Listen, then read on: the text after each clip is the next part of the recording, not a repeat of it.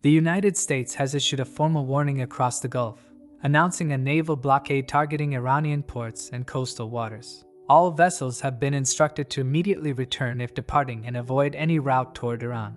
The message is clear: do not attempt to breach the blockade.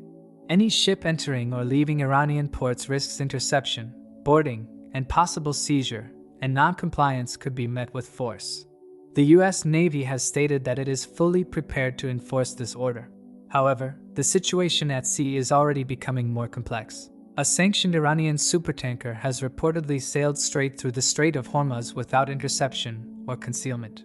According to Iranian state media, the vessel, capable of carrying nearly 2 million barrels of oil, entered Iranian waters openly with its tracking system still active. Even more striking, it passed through one of the most heavily monitored choke points in the world completely unchallenged.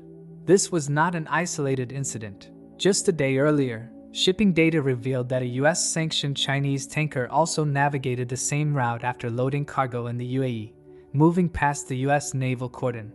Although later reports suggested the vessel may have turned back in the Gulf of Oman, the event raises serious questions about the effectiveness of the blockade.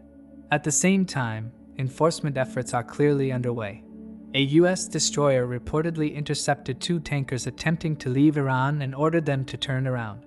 So far, multiple vessels have complied without force being used. The United States has deployed more than 15 warships and thousands of personnel in the region, even claiming maritime superiority in the Middle East. Yet these recent developments suggest the blockade may not be as airtight as claimed.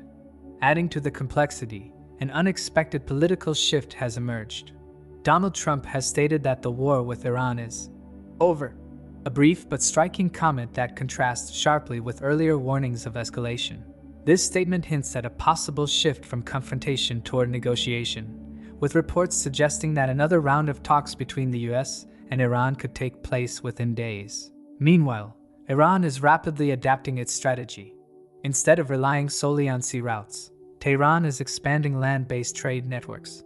With extensive borders connecting countries like Pakistan, Turkey, and Iraq, Iran is using geography to its advantage. Cross-border trade is increasing, and supply lines are shifting. Pakistan has even opened a new transit corridor linking its ports through Iran into Central Asia, turning land routes into critical economic lifelines. As tankers continue to slip through and trade routes evolve, it is becoming clear that this situation is no longer just a military standoff. It is a broader test of strategy, endurance, and global influence. The key question now remains whether the US blockade is holding strong or slowly beginning to crack.